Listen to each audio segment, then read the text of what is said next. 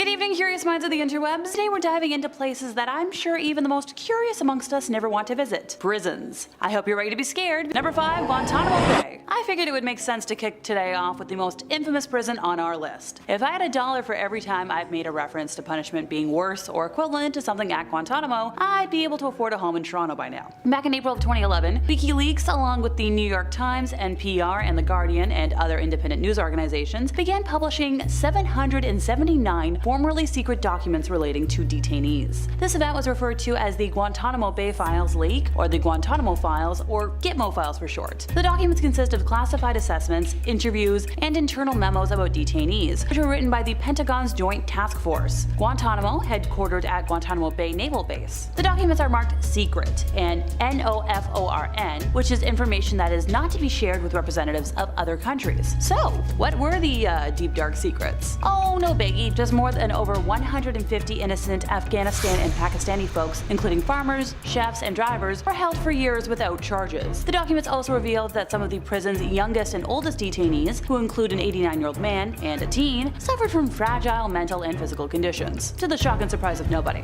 So, what happens there? Well, legally speaking, we don't know a heck of a lot, but let's cover what we do know. Folks in charge over at Gitmo are allowed to use what are officially called enhanced interrogation techniques, which is systematic punishment of detainees in ways that most of us consider unethical. The techniques included forced nudity, painful stress positions, sleep deprivation, hypothermia, and until 2003, waterboarding. Pretty sure they still use it unofficially, so let's break down how they do that and other icky torment stuff. So the prisoner in question would be bound to a declined board with their feet raised and head slightly below the feet. Material is wrapped over their face and water is poured over them, asphyxiating the prisoner. To elaborate more on stress positions, it's where prisoners are forced to stand, handcuffed, and with their feet shackled to a bolt in the floor or wall for more than 40 hours, which creates an intense amount of pressure on the legs, leading first to pain and then muscle failure. There's also abdomen strike, where a hard, open-handed slap is dealt to, the prisoner's abdomen. Doctors consulted over the matter advised against using a punch, which could apparently cause lasting internal damage, because,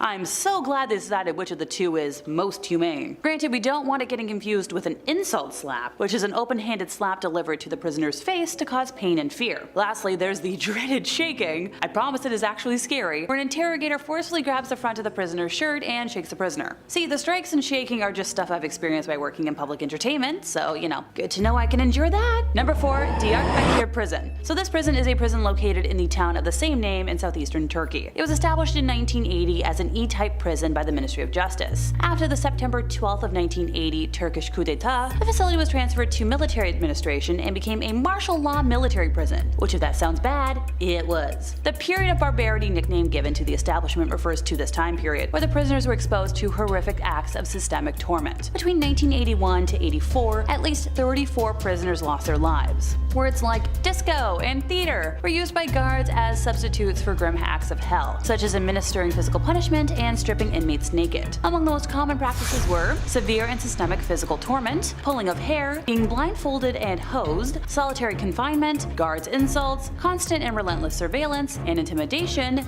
death threats, sleep, sensory, water, and food deprivation for extensive periods, tormenting the soles of feet, stress positions similar to Gitmo, excessive exercise in extreme temperatures, stretching, squeezing, or crushing of limbs and genitalia, piling of naked prisoners on top of each other, asphyxia and mock execution, electric shocks, and specifically electrodes attached to genitalia, burning with cigarettes, extraction of nails and healthy teeth, sexual humiliation and harm, rectal examinations, forcing prisoners to urinate on each other, and more. It's claimed the dog of the guard captain, which was a German shepherd, was trained to bite the genitalia of inmates after they were stripped naked. More awful reports say that some inmates were forced to sexually harm each other, while there were also threats of sexual violence against family members. Allegedly, when a new prisoner arrived at the prison, Captain Isat met him at the entrance and then would turn to a guard and say, "Prepare him a bath and then take him to the dormitory." Now, this isn't any kind of regular bath or transportation. Almost 20 guards would accompany the prisoner to a welcoming thrashing, and then he would be dragged unconscious to the bath, which was a bathtub full of human feces in which they left the prisoner for a few hours. Yeah, that almost made me hurl. Anybody else? Some members of the prisoners were part of the Kurdistan Workers' Party, PKK, and set themselves on fire inside the prison in protest. protest. Many prisoners died after taking their own lives,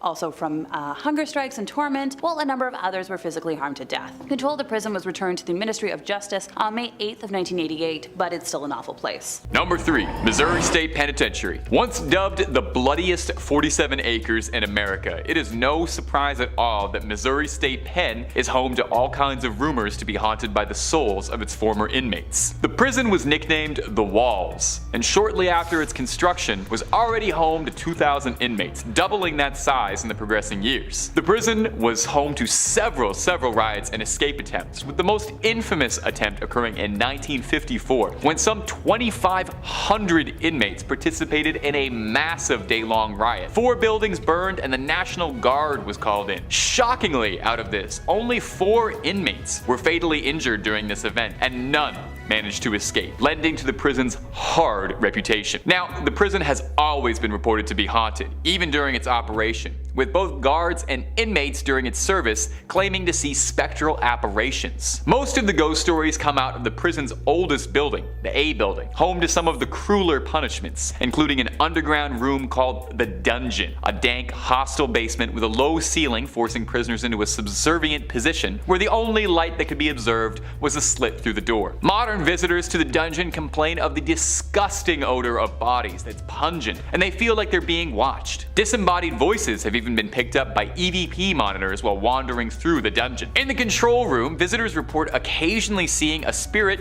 called Fast Jack, a medical practitioner from the prison's operating days, who can be seen appearing as a ghastly figure holding a clipboard and a white lab coat, frantically scurrying around the control room trying to carry out some duty from when he was alive, slamming lockers and opening doors. Several ghost hunting groups over the years have investigated the Missouri State Pen, including legendary ghost hunting hero Zach Baggins and the Ghost Adventures crew, finding mysterious voices and what looked like shadow people wandering the halls. Although the bloodiest 47 acres in America might have dried up and the walls are now open to the public, for the inmates who are still impounded there, it's as terrifying as ever. Number 2. West Virginia Penitentiary. Almost heaven. West Virginia, Blue Ridge Mountains, and haunted prisons. The Appalachians might be home to one of the most beautiful parts of the United States, but West Virginia Penitentiary is anything but. In 1863, after West Virginia seceded from Virginia Classic, the new fledgling state needed its own prison, and Moundsville, West Virginia was chosen as the home for their new state pen. The prison's conditions were unlivable. West Virginia Pen frequently made the Department of Justice's top 10 violent prisons in the country.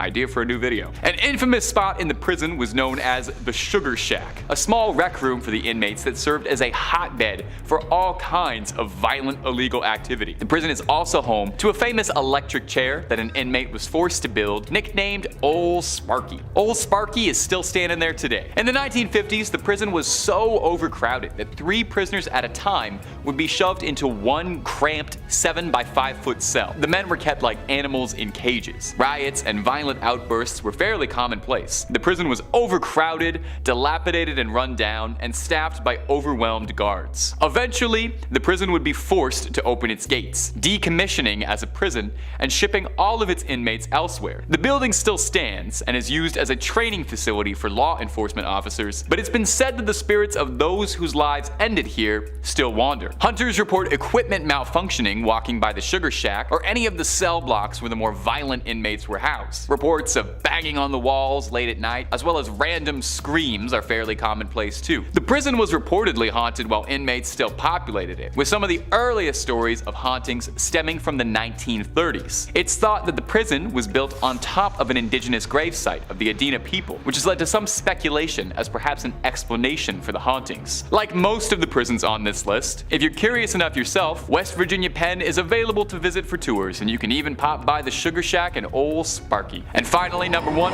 Alcatraz. Alcatraz might very well be the United States' most infamous prison. On Alcatraz Island, just outside of San Fran, lies the notorious jail, built to house America's most deadly inmates, like Al Capone, Arthur Barker, or George Kelly. It was home to a legendary breakout that was made into a film, Escape from Alcatraz, and also set the stage for Michael Bay's action classic The Rock, which was about breaking into Alcatraz. The prison was built to drain the hope out of inmates, to break the spirits of the most rebellious inmates, and was legendary for its awful conditions. Tiny cramped cells, indifferent guards, and frequent bouts of violence and riots were all commonplace. It was once referred to as the Great Garbage Can of San Francisco, where every other federal prison dumped their worst apples. So it's no surprise, given its brutal conditions, that the island is home to several spirits and hauntings from souls that just can't move on. Most ghost investigators report that the hottest spot for paranormal activity in the building is cell 14D, a cell that was also nicknamed the Hole. Gotta wonder if they borrowed that from Eastern State. It was where the most unruly prisoners would be kept when they were being difficult. It's been said that even walking by 14D, you'll immediately feel something's wrong, as if a dark presence or energy is in the room with you. An inmate once spent his last days in 14D, screaming that he was being hunted by an otherworldly creature. Visitors report hearing crying and moaning while walking through cell blocks A, B, and C, where most of the population would have been kept. It's said that a ghost named the Butcher walks through these halls after an inmate named Butcher Malkowitz, a mob hitman, was whacked by another inmate. Now, if this isn't enough haunting for you, some dark tourists also report hearing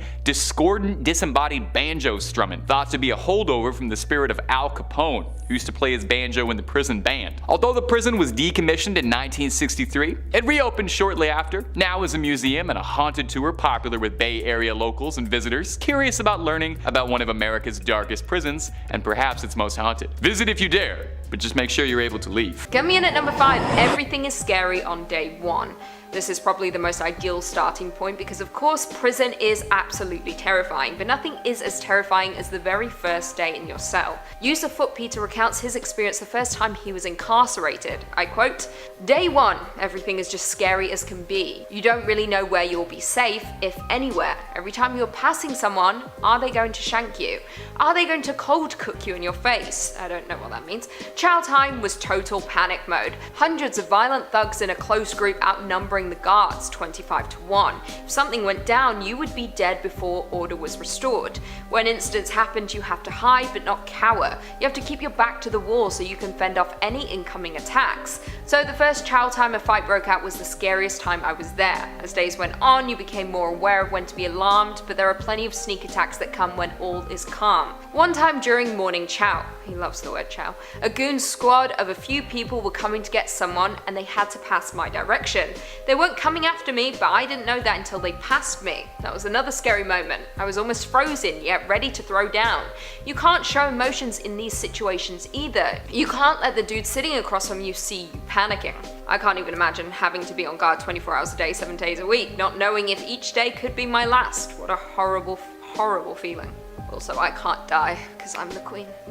Coming in at number 4, mind games. Most will know, even people who haven't been to prison, that prison is tough on the mind. It breaks even the most hardened of criminals. However, one former inmate wrote about how awful these mind games can truly be. I quote, "The first day I was assigned to a new unit after being sentenced, DUI 90 days. I got put in a 5-man cell. It wasn't my first time locked up and had been in jail for a few weeks, so I wasn't too nervous. The guys were cool to me all evening. All 4 had done time before in much worse prisons.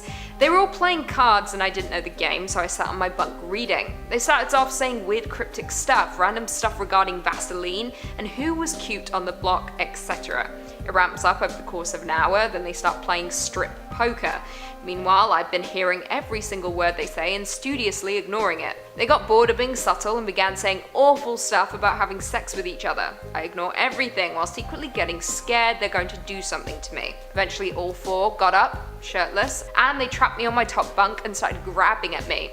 I yelled and they collapsed in laughter and spent the next 48 hours telling everyone who would listen. I can't even imagine the psychological warfare that goes on inside of prisons, and I'm definitely aware that that isn't even the worst of it. It's just all I really can talk about in this video.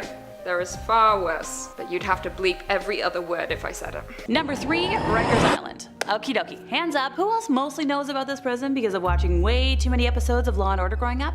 Just me? Okay. So Rikers Island, aka New York City's main jail complex, and the island it sits on, is situated on the East River, between Queens and the Bronx. As one of the largest correctional institutions in the world, the facility comprises 10 jails, which have a total capacity of nearly 17,000 people, which is more folks than if you double the population of my hometown when I was growing up. Pretty wild to think about. It's been referred to as the world's largest penal colony. Fun fact, back in 1880, 1984, in order to prepare for the facility's construction, a foundation of garbage, landfill, and street dirt was dumped on the island to expand the grounds. Even after Rikers Island officially opened in 1932, landfill continued to be added to the property until 1943. So because it was built on top of a landfill, it leaks methane as the waste below decomposes over time. Workers and detainees have complained about mysterious smoke plumes and the strong chemical odor that engulfs the site, especially during the summer. To add to mounting issues with air quality, 5 power plants are also situated less than a mile away from the prison in Queens, and some corrections officers even believe that the toxic chemicals may be carcinogenic and filed suit in 2011. And due to this unstable foundation, Rikers Island is especially prone to sinking and shifting. As air pockets rise up from underneath the site, the ground can resettle to fill in the gaps. This contributes to the crumbling infrastructure of the facility, making it vulnerable to flooding and other natural disasters. As the ground shifts, water pipes located underground also crack or move. In addition, the deteriorating of the building themselves have created a fertile ground for the creation of DIY weapons inside the jail. Now, if that isn't bad enough for y'all after the last 2 horrible prisons I talked about, don't worry, I'm getting to it. In a 2009 Daily News article, writers Joe Gold and Rich Shapiro reported on a secret sadistic Rikers Island society called The Program, which was operated by facility guards. According to attorney Antonia Madera, they allowed a group of inmate enforcers, known as the Team, to physically harm and humiliate other prisoners. And sometimes the guards also participated in the program. The hellish scheme remained under wraps until an inmate, Christopher Robinson, who was 18 at the time, was brutally killed. Now, Madera consequently filed a lawsuit against the city in February of 2008, which was settled for over $22,000. Undertraining of corrections officers continues to result in brutal treatment of inmates. It was reported that in 2013 alone, use of excessive force by officers resulted in over 1,000 injuries among an adolescent population of only 791. If you do the math, that's way too close to double the amount of injuries to prisoners for my liking. Negligence by corrections facility officers have led to lawsuits and settlements, including a $5.75 million payout for Bradley Ballard in 2013, who was found in a cell only after 6 days, a $2.75 million payout in July of 2014 for the wrongful death of Ronald Spear, who died of blunt force trauma to the head, and a $2.75 million payout in December of 2014 for Jerome Murdo, who died from being in a mental health unit that was over 100 degrees. In 2021, photos emerged showing dozens of men crammed together for days in temporary holding cells during the global panini. Filthy floors were sullied with rotten food, maggots, urine, feces, and more. People were using plastic sheets for blankets, cardboard boxes for beds, and bags that substituted for toilets. During a 5-day period in mid-September of 2020, shortly before most intake processes were moved to the Eric M. Taylor Center, at least 105 inmates were inside the crowded cells long after they should have been moved, according to records. In just that time period, 1 detainee was inside the intake area for 6.5 days, 22 stayed between 5 and 6 days, and 80 were there between 2 to 5 days, according to records. And this is an area where folks are supposed to be for 24 hours or less. Inside those specific chambers, inmates had very little access to food, which routinely ran out. There was little, if any, access to fresh air, toilets, toilet paper, showers, or medical care, and inmates were routinely denied visits with their attorneys and trips to the courthouse for hearings on their pending cases. Some of the only water inmates were able to drink came from tiny sinks inside the pens, and without cups, detainees used their unwashed hands to scoop up sips or put their mouth under the faucets. Now, this has since allegedly been resolved, but jeepers. So for decades, the mere mention of Tadmor Prison was enough to send chills down anyone's spine. The notorious facility in the desert of central Syria was where thousands of folks were reported to have been beaten, humiliated, and systemically tormented for opposing the Assad family's rule. The sprawling prison was located a few miles east of Palmyra, a desert oasis famous for its Roman-era colonnades, temples, and artifacts. Located about 250 kilometers northeast of Damascus, Tadmor Prison is part of a walled-off military complex that includes military and civilian units as well as an airbase. Former prisoners say it could hold up to 7,000 inmates, so not the biggest place I've talked about today, but still rather large in size. The most well-known incident in this history came in June of 1980, a day after members of the Muslim Brotherhood staged a failed assassination attempt against Hafez Assad. In retaliation, troops belonging to Assad's brother Rafat reportedly entered the prison and killed up to 1,000 prisoners who belonged to the Brotherhood. Afterwards, the government took bulldozers from a nearby place to dig mass graves in the nearby Owimer Mountain just north of the town. One former prisoner, Abu Den, remembers that when he first entered the prison, he had to walk blindfolded and handcuffed between 2 rows of men who kicked,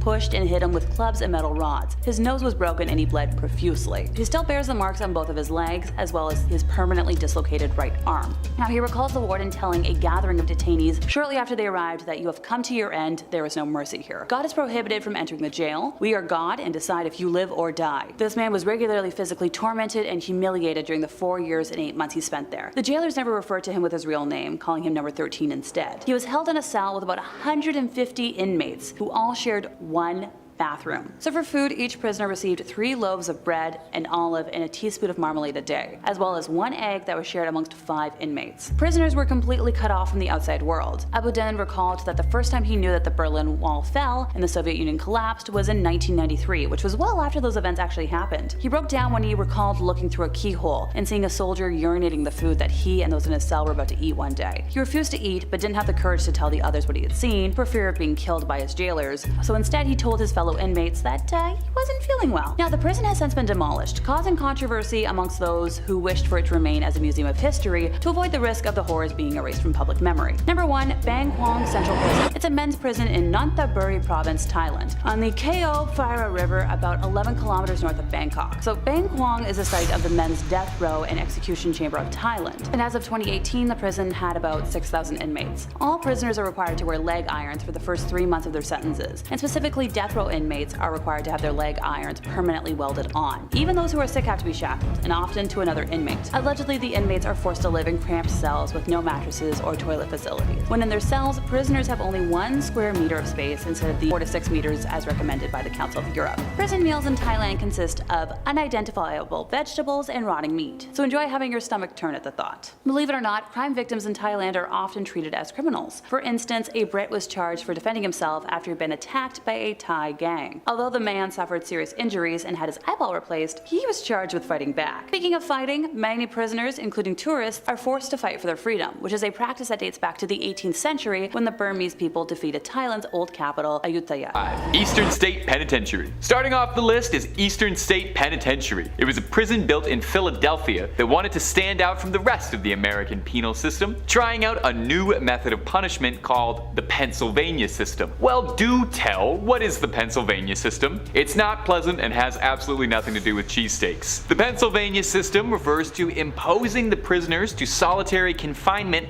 all of the time, 24/7. The prisoners lived alone, ate alone, exercised alone, and were only ever allowed to interact with prison guards. When they were being transported or moved around the prison, the guards would make them don black hoods. Guess it's not nearly as sunny in Philadelphia as Frank Reynolds would have you believe. Now, this might not surprise you, but this was not a terribly popular system with inmates. The miserable conditions made the inmates' lives horrendous, but the prison didn't care too much. The system only ended up collapsing in 1913 due to overcrowding in the prison. But Eastern State didn't let this stop them from acting sadistically, and really, if anything, just inspired them to get a little more creative. Prisoners would have their tongues chained to their wrists. Unruly, troublesome prisoners would be chained to chairs for days on end. They would douse prisoners in freezing cold water, and perhaps worst of all, would trap prisoners into a pit they affectionately nicknamed the Hole, where they'd be kept in the darkness for weeks on end. I'm really not sure if that's any better than the original system. In 1970, after decades of terrorizing its inmates, Eastern State let the last of its inmates free and closed the gates permanently, only to crack them back open a little bit as a tourist location, reopening its walls as a haunted attraction. Due to its horrific history and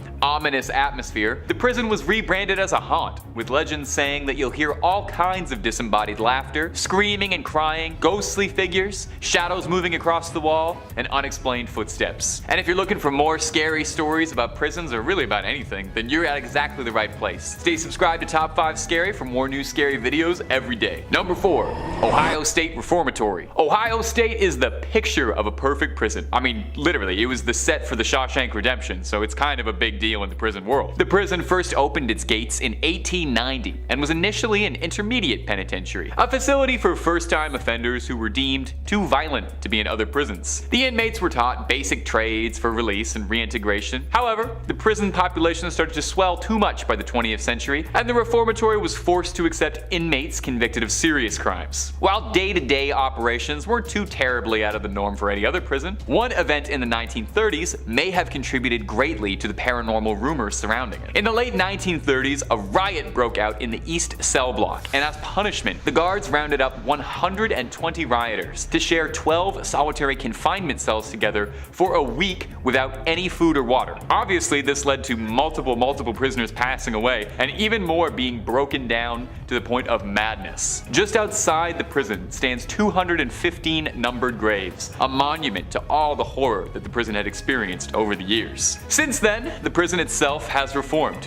rehabilitating itself much like Eastern State as a haunted house. Visitors and tour guides who walk through Ohio State report feeling inexplicable chills while walking through the prison's walls. Witnesses say they hear cell doors slam and see dark figures. Those brave enough are welcome to take the prison's tour and attempt to track down spirits of their own, or if you're feeling particularly festive for the Halloween season, you can try the Haunted Prison Experience, a guided tour replete with animatronics and actors for that haunted house feel. In at number 3, we have the sprinkler system. Another inmate story. This one comes to us from Produce This, who stated, I quote, "Honestly, the scariest moment for me was my first walk back to the dorm. You had no idea what you're walking into. All you can think about is what you've heard about and seen on TV. When you get to the back with your clothes and mat roll, everyone is just staring you down. Some are catcalling you basically. Usually this is just to with you though. Other than that, I didn't have any issues. We did have this one guy that was in ISO outside of our dorm. I assume that means isolation, because I know words.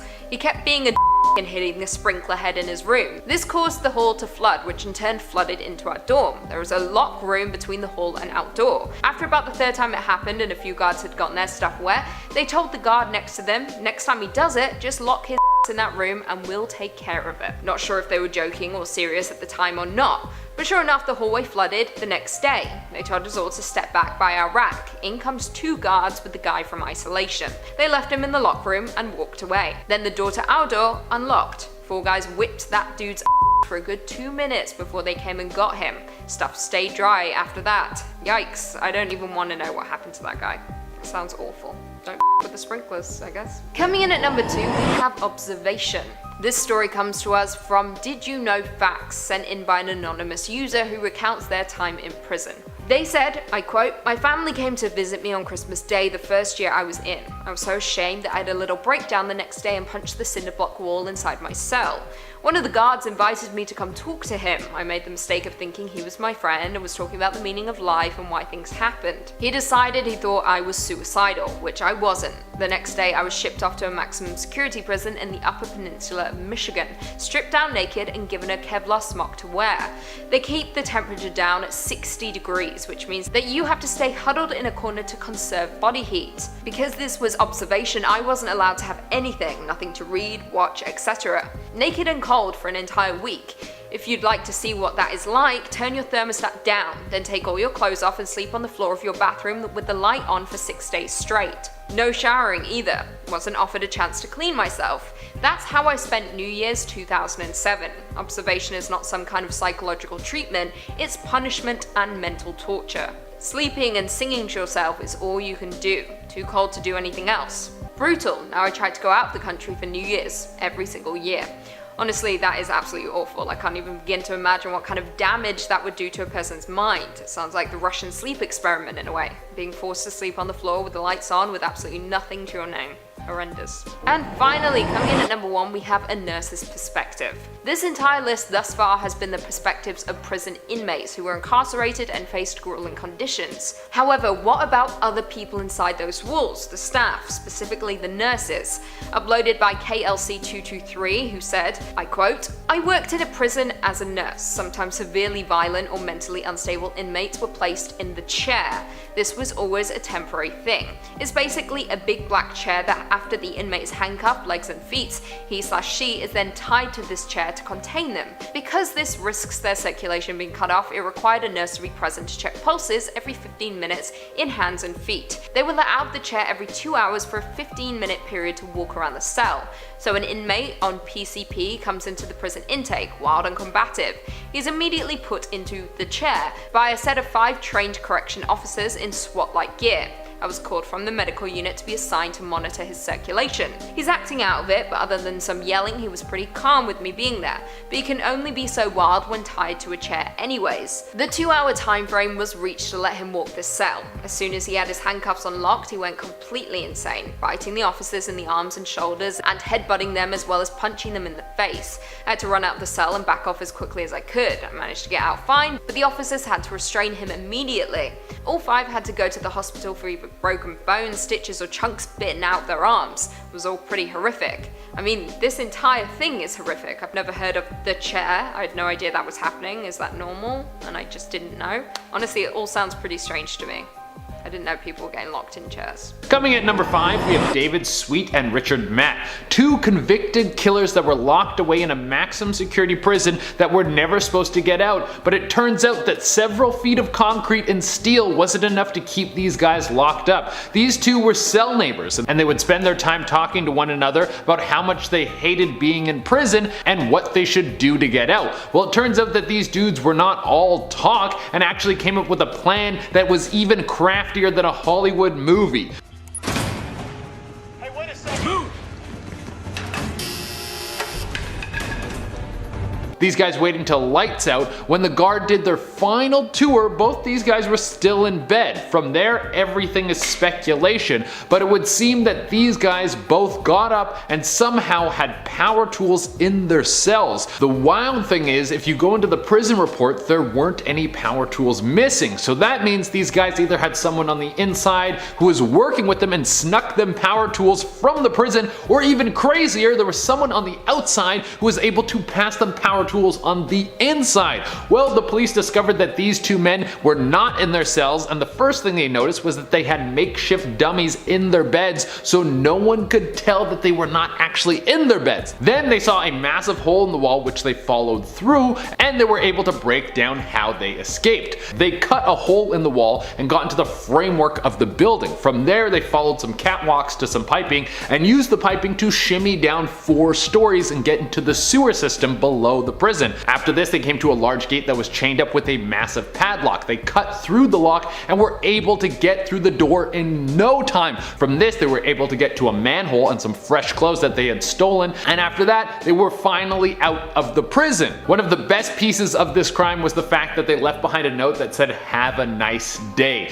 That's a pretty savage way to leave your mark behind, so people know that you were not only gone, but also so rude with the whole thing. Thousands of people were questioned in this case as to what happened to these men, but no one really had any answers. Some of the conspiracy theories around this escape say that these men were able to bribe people in the prison, or they might have had dirt on the warden, but that is all hearsay. The only way we'll really be able to get to the bottom of how these men were able to sneak out of a maximum security prison in a single night without anyone knowing is if they get caught. And even if they get caught, they might never spill the beans on this story. And guys, make sure that you like, comment, subscribe, and hit the notification bell. It really helps us out. Coming in at number 2, we have Frank Abagnale. If you've seen the movie Catch Me If You Can, then you actually know a decent amount about one of the best con artists of all time. Frank Abagnale started writing fake checks when he was only a teenager, and he would try to impersonate every professional to try and get ahead. He impersonated doctors, lawyers, pilots. All of them were in the wheelhouse of faces that this guy would try and pull off. There was one time where he posed in front of a bank claiming to be a security guard and stood next to the cash deposit box. He told everyone that the box was out of order and they needed to leave their deposits with him. One by one, they left packages of cash with Frank, who had zero affiliation with the bank.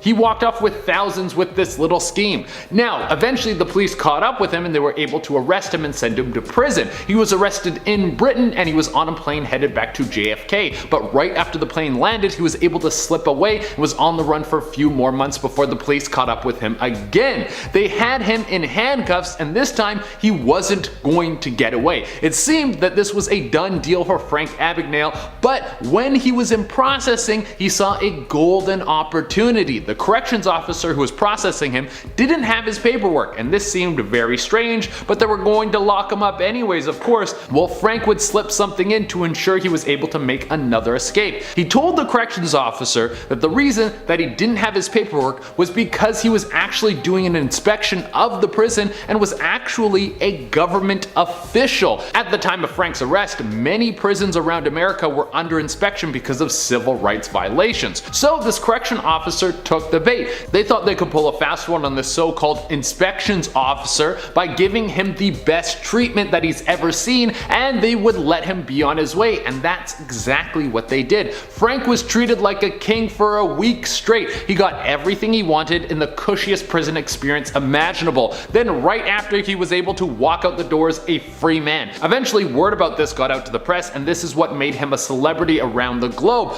But of course, Frank was later arrested again, and this time he didn't escape. But when he was released again, he would start working with the CIA to try and crack down on counterfeiting. Coming in at number 3, we have Glenn Stark Chambers. If you're the one on the outside looking in, it would seem that getting out of prison would be one of the hardest things you could ever do. You would have to be some sort of mastermind that could rival Batman. You have to come up with a plan that has every little detail figured out, because one slip up could have you back behind bars or in solitary confinement. But then you hear some of these stories of how people were able to break free from prison, and you realize you could really be anyone and you could sneak out. You just need to be bold enough to do so. This is pretty much how Glenn Stark Chambers was able to get out of prison. Chambers was a murderer, and he was actually supposed to be dead before he ever got the chance to slip out of prison. He was sentenced to death row, and everything was teed up for lethal injection, but then his sentencing was brought down to life in prison. I'm not sure which one is worse. Well, for Chambers, spending life in prison was a much better alternative because it gave him the time to plan his escape. So one day, Glenn was working in the furniture packing area in the prison. You had to build couches and then put them into boxes, load them onto a van, and the van would take them to who knows where. Well, Glenn had the split-second idea that why not, instead of putting a couch into one of these boxes, I put myself into one of these boxes. He got his prison buddies to pack him up in there and then load it onto a van, and guess what? Nobody noticed. He was loaded onto the back of a van and taken right out of the prison, and not a single person realized that one of the prisoners was missing from the group, not until they did head count later that night. But by that time, Chambers was long gone. The van that Chambers got into eventually pulled over. Chambers used this opportunity to burst out of the box and change his clothes. He was smart enough to bring some civilian clothes to change into, and right after that he was out of the back of the van and off running. Chambers was being held in the Florida Pole Corrections Facility. Chambers already had family in Florida, so it's suspected that he first ran off to go meet his family, who then helped him hide when he was on the run. There have been reports of him both in Alabama and in Florida, but none of these sightings have turned into an arrest. Number 2. Richard Lee McNair. Richard Lee McNair's story is perhaps one of the most wild prison break stories I had ever read. It's probably the most wild one on this list, to be honest. McNair was raised by a police officer, but would find himself straying from the law when in 1987 he robbed a grain storage facility in North Dakota, where he fatally shot at a man and wounded another. He was convicted and sentenced to 2 consecutive life sentences and a burglary charge on top of that. Unhappy with his new surroundings, McNair would sneak through a ventilation pipe in North Dakota State Pen in 1993, although he was swiftly recaptured. Now, one escape from prison is already pretty cool, but it was his second escaped attempt that was infinitely more impressive. McNair was eventually transferred to a federal prison in Pollock, Louisiana. McNair was assigned to the work detail in the manufacturing room, where he would repair broken items, including patching up old mail bags, which inspired him to hatch an ingenious plan. In secret, McNair built himself what he called his escape pod, a small compartment with a breathing tube he would hide inside. Now, he hid himself inside the mailbag pile, shrink wrapped and forklifted to a nearby warehouse outside of the prison. He mailed himself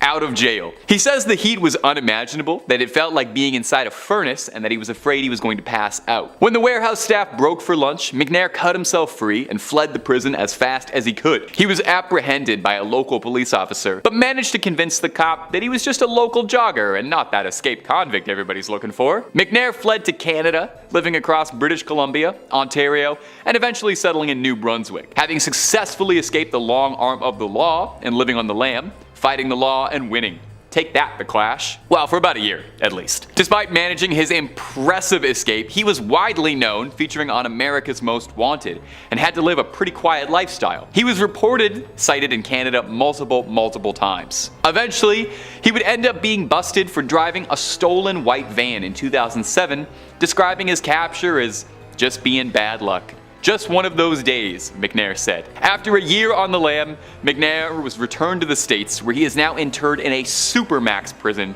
deemed for prisoners where maximum security isn't enough. But I'm sure he's plotting a way to get out of this one. And finally, number 1, Alcatraz. Alcatraz was built to wear down the hopes of the most rebellious prisoners. The infamous San Fran Island was known as the Rock for how heavily guarded and seemingly inescapable it was. Of course, if you know about the movie Escape from Alcatraz, then you already know in 1962, 3 daredevil convicts did the impossible and managed to escape the unescapable. Between 1934 and 1962, there were 13 failed escape attempts. But I guess if anything, that just served as inspiration for inmates Frank Morris and brothers John and Clarence Anglin, who would prove everyone wrong. They had planned this for months. Frank Morris brought in his accomplices John and Clarence and their fourth accomplice, Alan West, who had all met each other from previous incarcerations and had a pretty good thing going. During the days, they stole spoons and discarded saw blades from the workyard and spent upwards of 7 months widening the ventilation ducts in each of their cells, with Frank Morris loudly playing the accordion to conceal their handiwork. That's hilarious, by the way. Whenever they weren't working on it,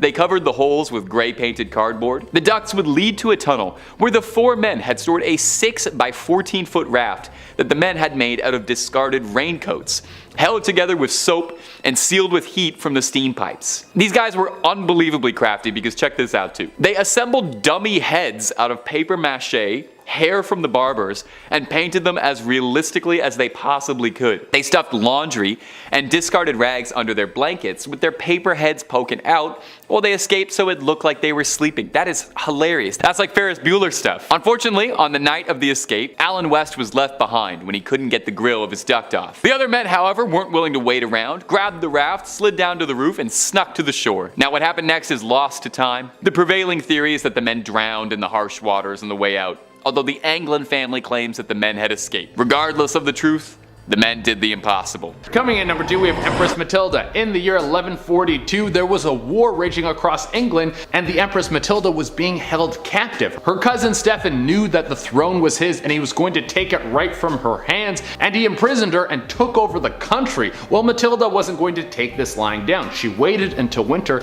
and came up with a plan for escape. There was a large lake that separated her castle from the Wellington Castle, and she knew that if she could make it across this lake, she could find sanctuary there. So she crafted her own ice skates, put on a large white cape for both warmth and camouflage, and took off skating across the lake one night. She was able to make it to the Wallingford Castle, and eventually there was a truce made in the war. And coming in at the number 1 spot, we have Yoshie Shiratori, probably one of the wildest escape stories you will ever hear. Yoshie Shiratori escaped from prison 4 times. This guy refused to stay in prison. First, Shiratori was arrested after a short trial, and he was found guilty of murder, and he was sentenced to life in prison, and they slapped on another 20 years on top of that. Well, Shiratori didn't like this one bit, and when no one was looking, he climbed the walls of the prison and took off on foot. That's one way to break out of prison. You just use sheer upper body strength. This was in 1936, and he would spend a few years on the run, not needing to worry about the crushing pain of a prison. But then in 1942, he was caught again and would use a similar tactic of scaling the walls to sneak out of prison life. You think after breaking out of prison twice you would never go back, but you would be wrong.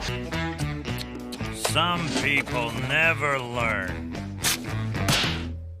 Shiratori was caught again in 1944, and this time he would come up with his second most famous escape plan, but in my opinion, his most ingenious. He took some miso soup that they served him in his cell, and then he used it to rust the lock on his handcuffs and the lock on his cell so they could both easily be broken. Then after everyone went to sleep, he snapped them both open and was on the run before anyone woke up. He would spend another 2 years in the wild running from the police, but when he got caught the next time, he would be sentenced to death. Well, Shiratori wasn't about to die in prison. If you haven't realized by now, this guy isn't someone who you tell what to do. So Shiratori tunneled out of the prison and escaped again. He was caught one final time when he found a police officer and admitted that he was a convict, and then he was returned to jail. He wasn't given the death sentence, though he was eventually released from prison in the 60s after he served his full sentence. Number 5. John Dillinger. John Dillinger is one of America's most prolific bank robbers. Hearing his name calls to mind fast-paced car chases, slick fedoras, revolvers, and banknotes. And for good reason. Dillinger managed to hit 24 banks in his lifetime. And I couldn't find any information on whether or not this is true. I'm pretty sure he holds the world record for most banks robbed. I have a strong feeling that he does. He was imprisoned multiple times over his crime career, but you couldn't keep a good career criminal like this down because he escaped prison multiple times. Now, the first time, Dillinger's gang disguised themselves as police officers, but his most famous escape was during 1934. After robbing the East Chicago First National Bank, Dillinger fired fired at a police officer, sealing his fate and landing him with some pretty serious charges, as up until then he was only charged with robberies. After the heist, a fire broke out at a hotel the gang was laying low at, leading to a tip that led authorities to Dillinger, who shipped him away to Crown Point, Indiana, and treated him as one of their most dangerous prisoners. All of them expecting him to try and escape again. And they were right to think that, because he did. Dillinger was surrounded by 6 guards at all times, armed and ready. But despite this, and the little free time he had, Dillinger was still able to carve a fake pistol out of an old piece of washboard using razor blades. Dillinger used his homemade wooden pistol to threaten the guards at, well, not quite gunpoint, but wood point, I guess, and forced them to free him and lead him out of jail. Dillinger jacked a car from a nearby alleyway, and with hostages under his wing, Dillinger had escaped again. This would lead to Edgar Hoover tightening up an FBI task force just to hunt down John Dillinger, placing a $10,000 bounty on his head. This led to an accomplice of Dillinger ratting him out, leading to his fatal final encounter with the police in an alleyway outside a Chicago movie theater, ending the legendary gangster's crime spree. Want to hear more about weird crimes? Subscribe to Top 5 Scary for way more every day. Let's keep going. Number 4, the Texas 7. The Texas 7 refers to a gang of 7 highly dangerous inmates who ganged together in 2000 to hatch an escape plan from John B. Connolly Unit, a maximum security state prison in South Texas. The group comprised all kinds of nasty criminals, some on death row. Some of them were even serving 99-year sentences. All of them were serving long sentences with no chance of parole, and as such, they looked for other options to regain their freedom. Now what they had was strength in numbers. On December 13, 2000, the group launched their plan into action. They'd waited for the slowest part of the day when guard patrols were at their most thin, and plain and simple, started knocking officers out. They would have one member of the 7 beckon an officer over and another restraining and knocking him unconscious from behind. From here, they kept taking pages out of Agent 47's notebook and hid the officers' bodies, tied them up, and placed in a locked door, and stole their uniforms, credit cards, and ID from the victims. They then posed as police to ward off suspicion. From here, 3 of the men made their way to the back of the prison,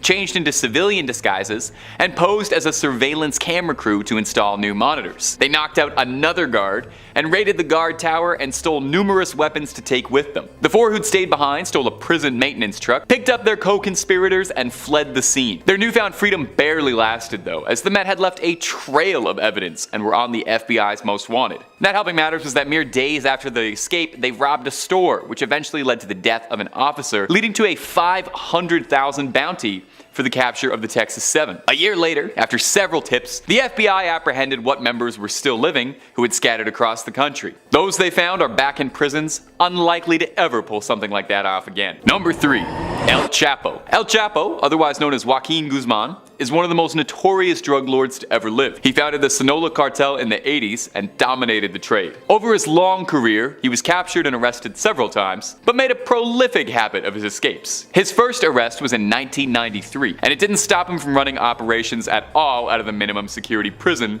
but it wouldn't always be this easy. In 2001, the cartel bribed the guards, who loaded Guzman into a laundry cart and simply wheeled him out of the prison like it was nothing. The next 14 years would see Guzman continuing out operations as normal, undeterred by his short time in the clink. He was incarcerated again in 2014, and this time the escape was a lot more elaborate, and he had a lot more help. In Altiplano Federal Prison, Guzman disappeared entirely in July, and authorities were stunned to discover that the cartel had been digging a tunnel for months that led directly from a small 2-foot hole in the showers. The tunnel spanned nearly a mile and was fitted with lights, ventilation, and most amazingly, had a motorcycle all ready to go for Guzman to ride to freedom, all the way to a cinder block house that had been constructed at the end of it. He would manage to elude capture again, for a bit at least, until 2016, where he would face extradition. He's currently incarcerated again, and knowing his reputation, who knows if he'll stay there. Number 5. Randy Greenawalt and Gary Tyson. As a 2-for-1 bonus for our viewers, our first entry on this list details the imprisonment, escape, and brutal rampage of 2 prisoners from the Florence State Prison in Arizona, USA. In 1974, Randy Greenawalt and his brother James were held on suspicion for the murder of a truck driver named Stanley Sandage. The brothers had shot the driver and taken his wallet before being arrested when they tried to purchase stereo equipment payment with the victim's credit card. The authorities realized that the killing was extremely similar to the death of another driver, Henry Weber, 4 days earlier. The two brothers were charged with the murders, but Randy was able to avoid the death penalty by testifying against his brother. He was sent to Florence State Prison where he met Gary Tyson. Tyson had attempted to escape several times and was serving a life sentence for stabbing a prison guard. The two men formed a plan together to try and escape with the help of Tyson's 3 sons, who showed up to visiting day with a concealed shotgun and helped the two prisoners to overpower the guards and escape, with plans of escaping to a ranch in Mexico. They quickly ran into trouble when their car blew a tire.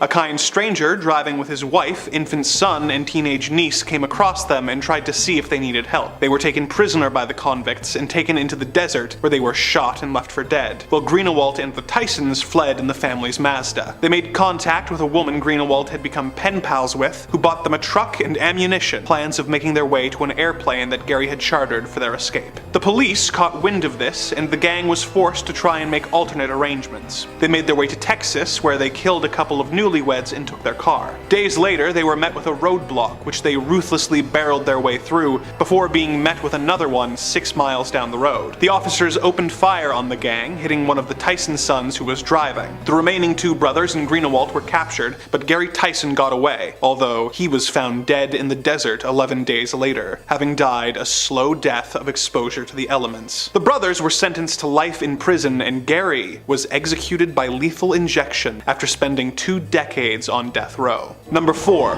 Lyda Southard, the Black Widow. While not all marriages end well, and some can accurately be described as unmitigated disasters, few have ended as poorly as the various marriages of Lyda Southard. But, for all her faults, no one can say she didn't take the vow of till death do us part seriously. Lyda married her first husband, Robert Dooley, in the year 1912. For a while, it seemed a good match, with Dooley's brother Edward joining them on their ranch in Twin Falls, Idaho, and the couple having a daughter named Lorraine 2 years later. When she was a year old, Lorraine suddenly died, having apparently drunk tainted water from a dirty well. Tragedy struck again later that year when Edward died of food poisoning. 2 months after that, Robert died of typhoid fever, and Lyda was left the only surviving family member. Fortunately for her, she had taken out life insurance policies on each of her family members and had over $4,500 to try and start over after this tragedy. She soon married William G. McCaffell, becoming the stepmother to his 3-year-old daughter. When his daughter fell ill and died, the couple decided to move to Montana together, but within a year, William died of influenza, leaving poor Lyda a widow once again. Bad luck seemed to follow her wherever she went, with her next husbands, Harlan C. Lewis and Edward F. Meyer, both dying of sudden illnesses within 4 months of marrying Lyda. A relative of her first husband started to notice the pattern and had his family's corpses exhumed and examined, proving that all had died of arsenic poisoning. The other bodies showed the same results when tested, and Lyda was arrested before she had a chance to murder her 5th husband, Paul Southard, for the insurance money. She was sentenced to 10 years to life in the old Idaho State Penitentiary, where she remained as a model prisoner for the next 10 years. The guards eventually stopped watching her as closely as they should have, and in 1931 she managed to remove a bar from her prison window and use her bed sheets to construct a rope in order to escape. She remained at large for over a year until she was found in Topeka, Kansas, married to her 6th husband, Harry Whitlock.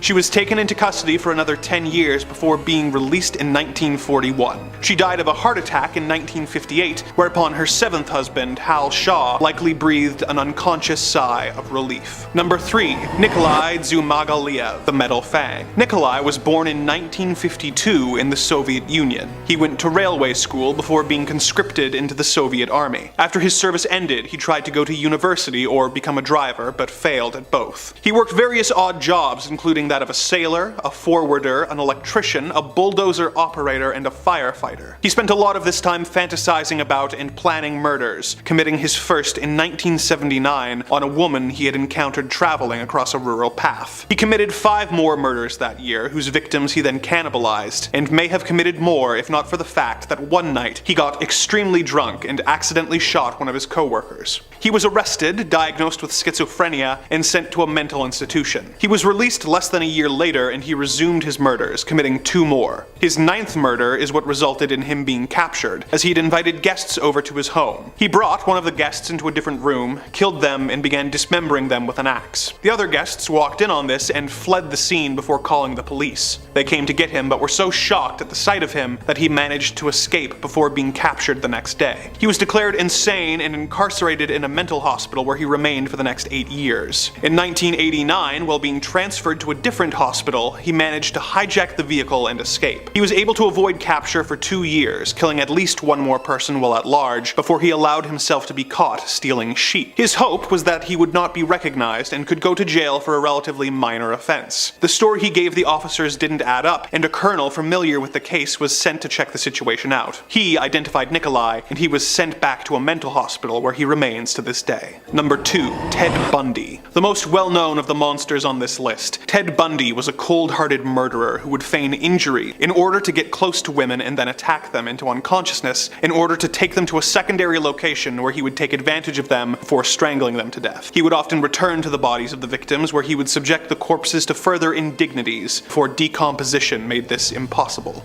He later confessed to 30 murders, but the authorities believe his real body count is likely extremely larger. In one of the first examples of computers being used to investigate serial killer crimes, authorities compiled all the information they had based on witness statements to come up with likely suspects, and the computer produced a list of 26 names, one of them Bundy's. At the same time, detectives made a list manually of their 100 best suspects. When Bundy's name appeared on both lists, he became their number 1 suspect, but word came out that he had already been arrested. A highway patrol officer had seen Bundy cruising a residential area and fleeing upon seeing the police car. When searched, they found a crowbar, handcuffs, a ski mask, rope, and an ice pick, among other suspicious items in Bundy's car. He was soon linked to and found guilty in a kidnapping case until the authorities gathered more evidence to charge him with the murders. In Utah State Prison, he attempted an escape and was placed in solitary confinement for several weeks before being transferred to Garfield County Jail. He was then taken to the Pitkin County Courthouse, where he chose to act as his own attorney. This allowed him to avoid having to wear handcuffs and shackles, and during a court recess, he was allowed into the court library to research his case, where he snuck away from his guards and fled through the library window. He made his way to an Aspen hunting cabin, which he broke into and stole food and a rifle from. He became lost in the mountains and eventually found his way back to Aspen, where he stole a car but was soon apprehended by authorities.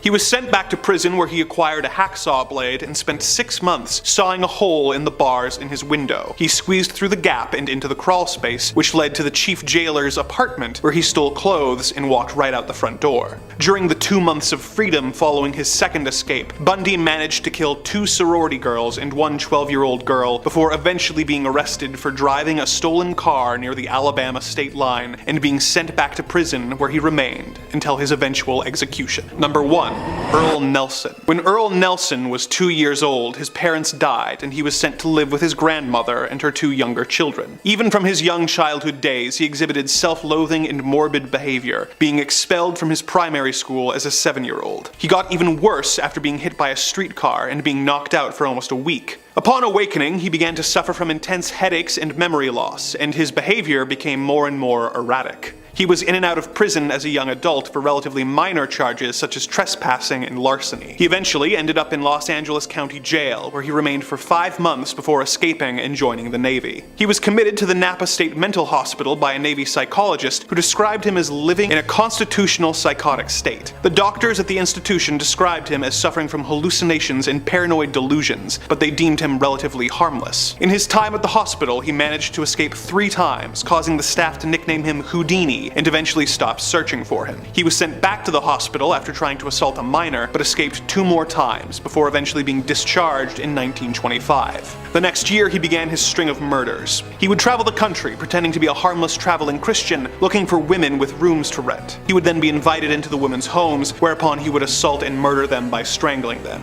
Not always in that order. A witness who saw him near the scene of the crime described him as a dark and stocky man with long arms and large hands, causing the newspapers to begin begin calling Earl Nelson the Gorilla Man, or the Dark Strangler. He managed to cross the country, killing at least 16 women, as well as 2 of their children, before making his way to Canada to avoid the growing manhunt. While in the country, he killed 2 more people before authorities were able to track him down and arrest him at a nearby train station. He escaped from the prison that very same night and boarded a train going south back into the States. The train happened to be carrying several members of the local police force, who recaptured him and took him back to prison. He was found guilty and sentenced to death. Although he tried to appeal this for reasons of insanity, he was hanged in Winnipeg in early 1928 at the age of 30 years old, after killing at least 23 people and having escaped incarceration on 7 separate occasions.